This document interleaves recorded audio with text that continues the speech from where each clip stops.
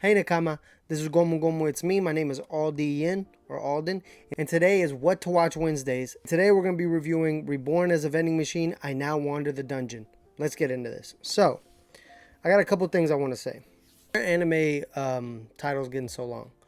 Eventually, there's going to be an anime that's going to be like a literal paragraph. It's going to be something along the lines of, I thought I was gone, but then I met a witch who reborned me, but I didn't realize I had superpowers that the witch gave me. So then I fought my uncle, but he was actually the good guy. And then I was reborn again, but I wasn't really born because the magic seeds didn't take effect. It's going to be something stupid like that. I love anime, but guys, condense it.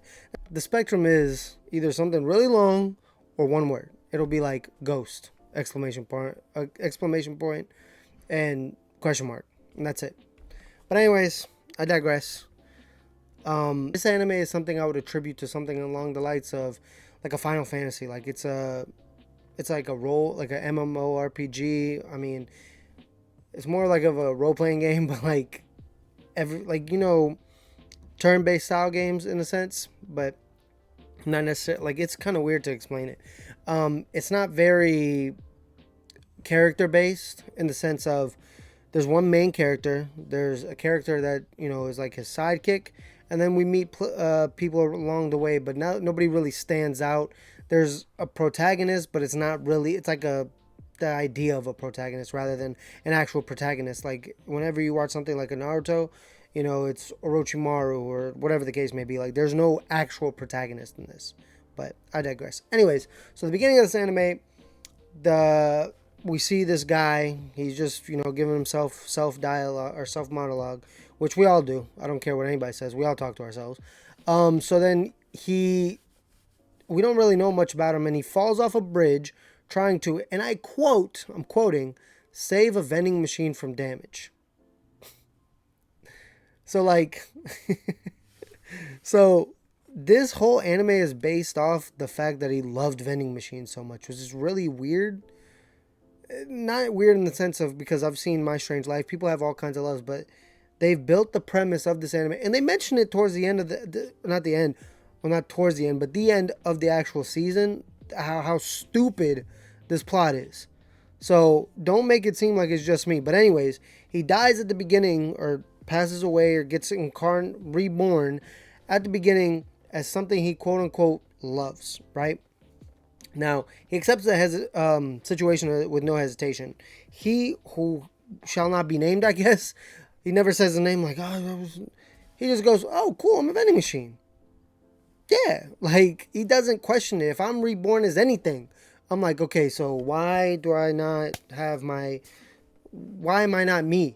So, he just, yeah. I mean, I get it, they push it for the anime's sake, but it's just, you have no questions, and he's still cognizant of his previous life, which he never talks about, but except for his love of vending machines.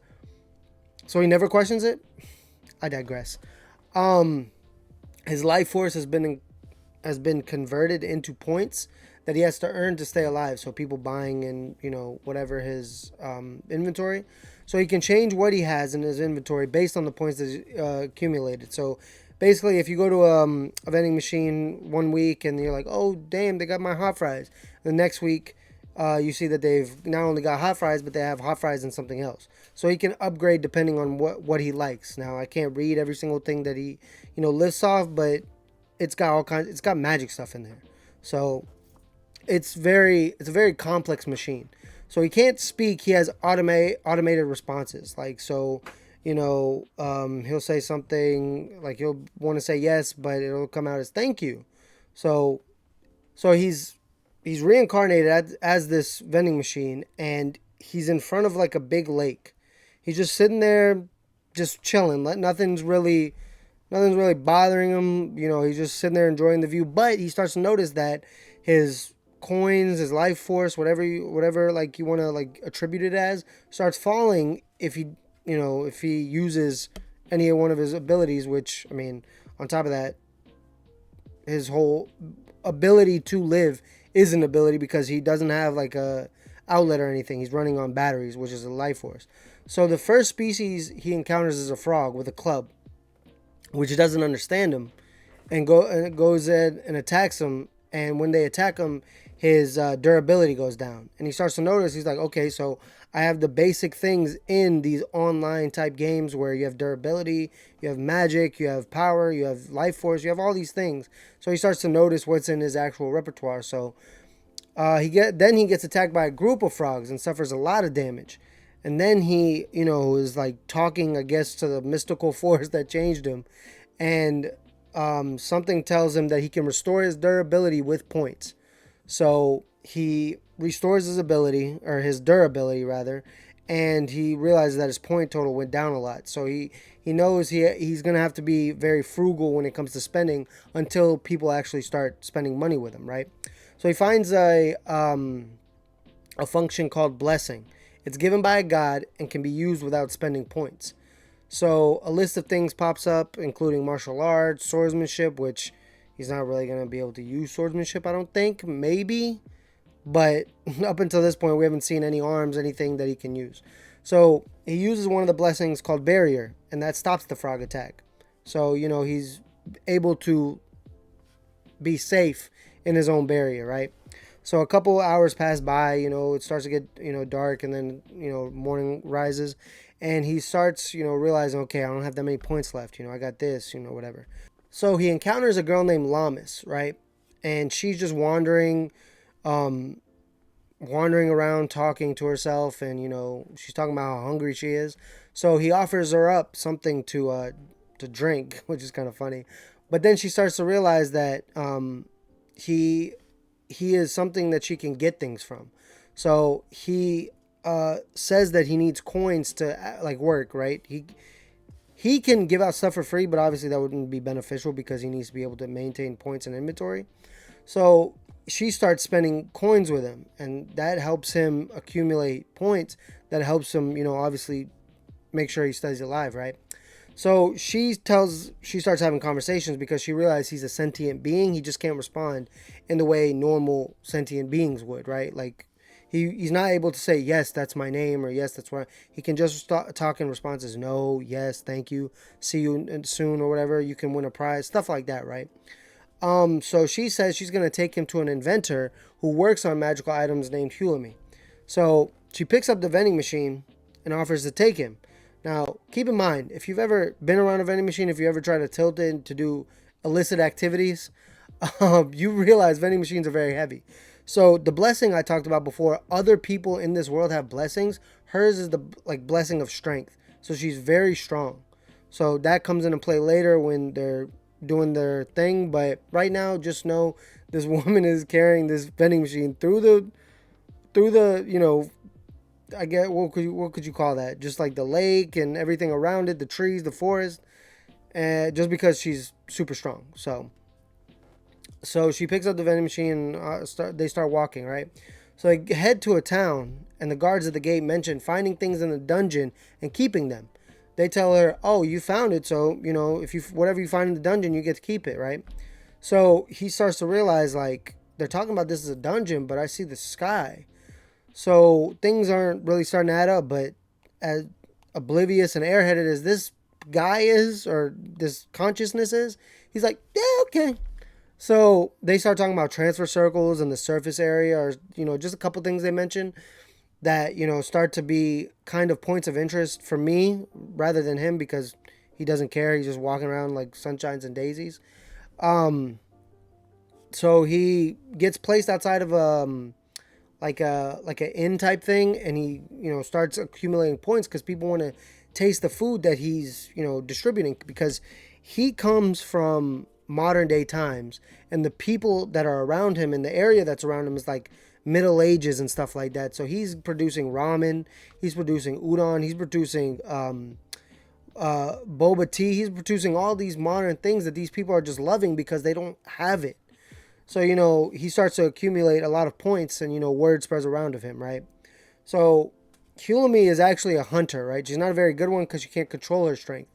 So, she introduces him to this band of misfits. They're the menagerie of... they're just called the menagerie because saying their whole name all the time just gets redundant. But we come to find out the director of Hunters Association is a bear. And every single time they have a mission, they call upon this vending machine to come with them to provide things of aid like water, food. He can produce other things that vending machines. I didn't realize vending machines could produce these things, but he's able to provide oxygen masks and shelter. Like, it's just one of the craziest things I've ever seen. Now, am I saying that no vending machines can produce these things? Of course they can, but I've just never seen them. So they take him, obviously they ask Hulumi's permission, and she always goes with him because she's a hunter, but they always take him on all these missions. He helps out, and he starts to get involved in the hunting aspect because obviously, when you go out hunting, or when you go out to try to take over land or whatever, reclaim land, you're not just going to be safe in your little bubble. Obviously, people are going to be able to attack you, right? So whenever they get attacked, he like starts to think of situations that he can help in. Like at one point, he's helped them by becoming a vending machine that vends gasoline and can set things on fire. So, he becomes very instrumental to this hunter association. Without him, I think they'd be assed out. But, after his many escapades, they decide to call him Boxo. They don't want to just keep calling him vending machine. So, Boxo is enjoying time spent with the hunters. They go on missions, and there's these things, just like how I mentioned earlier in the video, that this is kind of like a game in the sense of, like, the world they're in is kind of like a game in the sense of, there's the main character, there's side characters, there's quests and stuff like that. So they have to take on these things called Stratum Lords. And when you beat a Stratum Lord, you get their coin. And their coin is used for gaining actual monetary value or other things. We haven't really found those other things. Boxo is able to use the Stratum coins, and he's able to look it up, kind of like a Pokédex type thing. And it's pretty cool, but it doesn't really do anything. So they take out a couple Stratum Lords, but then they try to fight the Nether Lord, and they get their ass whooped. Boxo has to become a whole ambulance by himself, basically, to keep these people alive. So that's all I'm going to get into. The journey along the way is what you should be watching. When it comes to pass or trash, I think this is one of those that's like, if you're looking for this specific thing, then it's a pass. But if you're somebody who's into a whole bunch of action, or you're into a whole bunch of adventure, if you're into a whole bunch of something rather than just liking a little eclectic mix of a bunch of different things, then I would say you pass this, or trash this. But for me personally, I would say pass because it's a nice little wholesome anime. It's one season, 12 episodes. 12 episode animes is something I really want to get into because it's become like a phenomenon for like every like 2 or 3 weeks. A new anime comes out that's only like 12 episodes. And I'm like, okay, where are we going from here? So that's something I'm going to talk about in a later video. But right now, I would say this would pass. They are coming out with a season 2, so that might actually give it some strength to, break away from the one season, 12 episodes. But all in all, it's a pretty decent anime. Out of 10, I would probably give it like a 6, 6.5. And the only reason I would pass it, because, anything after 5 is pass. But the only reason I would pass it, the main reason, is just because it's wholesome. Like, this dude was basically like an average guy in real life. He dies trying to save something he loves, whether how we decide to look at that or not. But then he becomes something in another world. Now, we haven't found out why he was reborn as a vending machine. We don't know what the source of his powers are because he has a limitless inventory. Now, he has to restock it with points, but he can change inventory in the blink of an eye. He can be literally all ramen, or he can be all boba, or he could be a mix of everything. So it's a very interesting anime. I'm definitely going to keep my eyes on season 2 because the way it ended in season 1 was very... we need to see season 2. So yeah, man, that's Reborn. Let me go ahead and get this name right. Reborn as a vending machine, I now wander the dungeon. That was that. If you like this type of content, let me know.